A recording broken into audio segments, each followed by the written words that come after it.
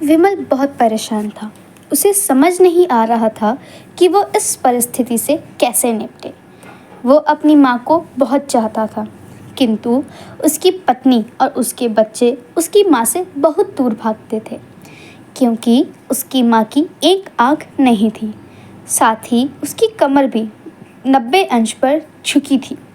वैसे वह अपना काम सब खुद कर लेती हैं, किंतु फिर भी वो उसकी पत्नी और बच्चों के लिए हमेशा खटकती हैं। दादी, आप ऊपर के कमरे में जाओ, मेरे दोस्त आ रहे हैं, विमल के बेटे अखिल ने बड़े बेरुखी से कहा।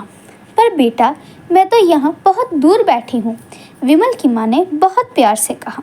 नहीं, आप उनके सामने मत रहो, वो मुझे चिढ़ाते हैं, अखिल ने जोर से डांटते हुए कहा। क्या हुआ अखिल, क्यों चिल्ला रहे हो? विमल की पत्नी कामिनी ने किचन से ही आवाज़ लगाई। देखो ना माँ, ये दादी यहीं ड्राइंग रूम में बैठी हैं और मेरे दोस्त आ रहे हैं, अखिल ने शिकायत भरे लहजे में कहा। माँ जी, आप ऊपर चली जाओ, क्यों हम लोगों को लजवाती हो? कामिनी ने बेटे का पक्ष लेते हुए कहा। बेचारी सरस्वती चुपचाप उठकर जीने के सहारे ऊपर जाने लगी।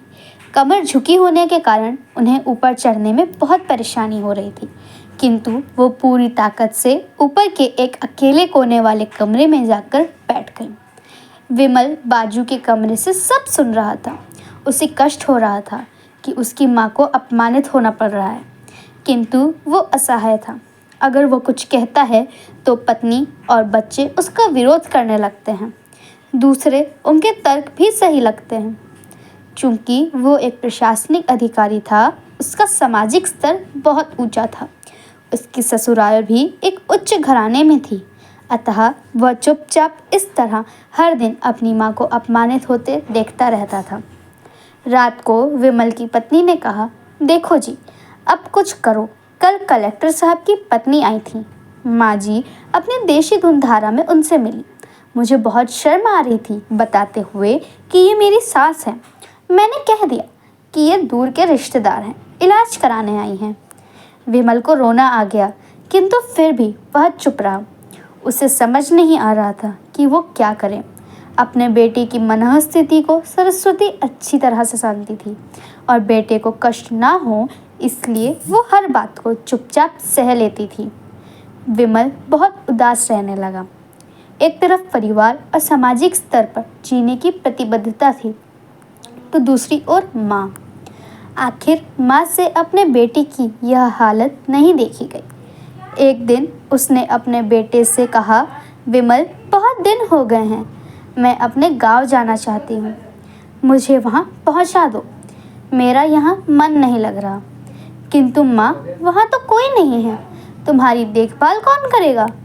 विमल ने आश्चर्य से पूछा। अरे, सब गांव वाले तो हैं और वो तुम्हारे मामा जी भी तो उसी गांव में रहते हैं, फिर हम सारी व्यवस्थाएं कर आएंगे ना। कामनी को तो जैसे मन की मुराद मिल गई हो। हाँ बेटा, बहू सही कह रही है, सरस्वती ने लंबी सांस लेते हुए कहा।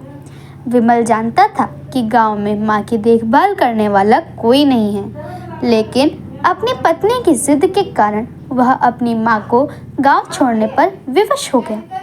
माँ को गांव छोड़कर आते वक्त उसे रोना आ रहा था तथा अपनी बेबसी पर गुस्सा भी आ रहा था, किंतु परिवार, पत्नी और समाज ने उसके इन मनोभावों को दबा दिया और वो सुकून सा महसूस करने लगा।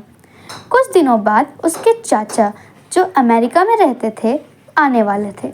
जब विमल बहुत छोटा था, उसके पिताजी जीवित थे, तब वो भारत आए थे और उसके बाद वो अब आने वाले थे। पूरा परिवार और आस पड़ोस बहुत उत्साहित था। अमेरिका से विमल के डॉक्टर चाचा आ रहे थे। डॉक्टर रमेश ने जैसे ही घर में कदम रखा, सबने मिलकर बहुत उत्साह से उनका स्वागत किया।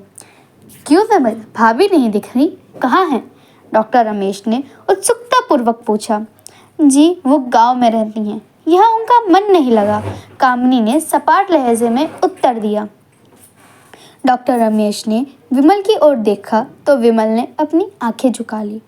डॉक्टर रमेश सब समझ गए, बोले, कल हम भाभी से मिलने गांव चलेंगे, सब लोग। दूसरे दिन सभी लोग गांव के घर में पहुंचे। देखा कि सरस्वती को बहुत तेज बुखार है और वो पलंग पर असहाय पड़ी हैं। डॉक्टर रमेश दौड़कर सरस्वती के पास गए, उनके पैर छूकर रोने लगे।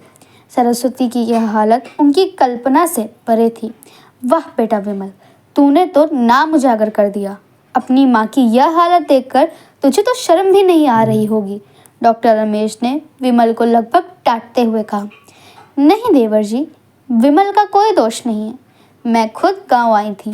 सरस्वती ने अपने बेटे का बचाव किया। मुझे सब पता चल गया भाभी, आप चुप रहो। क्यों बहू, तुम्हें अपनी सास की कुरूपता पसंद नहीं है? समाज में तुम्हें नीचा देखना पड़ता है ना? डॉक्टर रमेश ने कामिनी की ओर व्यंग्य से देखा। कामिनी निरुत्तर होकर विमल को देखने लगी। आज तुम जिस सामाजिक स्तर पर हो वो इन्हीं के संघर्षों के देन है। और बेटा विमल, तुम्हें शायद मालूम ना हो कि बचपन में जब तुम 1 साल के थे तब छत से नीचे गिरने के कारण तुम्हारी एक आंख फूट गई थी और तुम्हारी रीढ़ की हड्डी में भी समस्या थी। तब तुम्हारी इस कुरूप माँ ने अपनी एक आंख और अपना बोन मैरो तुम्हें देखकर इतना सुंदर स्वरूप दिया था। कामिनी बेटा, इतने सालों तक संघर्ष करके बेटे को प्रशासनिक अधिकारी बनाने वाली इस संघर्षशील औरत की तुम लोगों ने यह दशा कर दी। तुम्हें ईश्वर कभी माफ़ नहीं करेगा। डॉक्टर रमेश की आंखों से अश्रु जलधारा बह रही थी। अब भाभी, आप मेरे साथ अमेरिका जाएंगी, यह इन स्वार्थी लोगों के बीच नहीं रहेंगी। डॉक्टर रमेश ने सरस्वती से कहा। विमल को तो कांटों को खून नहीं था। डॉक्टर रमेश जो उसके चाचा थे, उन्होंने जो राज बताया उसके बाद तो विमल को यही लग रहा था कि उससे ज़्यादा पापी इंसान इस दुनिया में कोई और नहीं है। वह दौड़ता हुआ गया और सरस्वती के कदमों पर लिपट गया। माँ, मेरा अपराध अक्षम्य है। मैं जानबूझकर चुप्पी साधे रहा, आपका अपमान करवाते रहा। अब सिर्फ आप ही उस घर में मेरे साथ रहेंगी और कोई नहीं। विमल ने आग्नेय दृष्टि से अपनी पत्नी और बच्चों को देखा। कामिनी को भी बहुत पश्चाताप हो रहा था, किंतु उसकी हिम्मत नहीं हो रही थी कि वो सरस्वती से आंख मिलाए। सरस्वती ने कामिनी की मनः स्थिति को समझकर उसको पुचकारते हुए अपने पास बुलाया और विमल को डांटते हुए कहा, खबरदार, जो मेरी बहू को मुझसे अलग करने की कोशिश की तो तुझे ही घर से बाहर निकाल दूंगी। कामिनी और बच्चों के साथ सरस्वती के पैर पड़ते हुए अपने व्यवहार की माफ़ी मांगी और माँ के हृदय से सबको माफ़ कर दिया।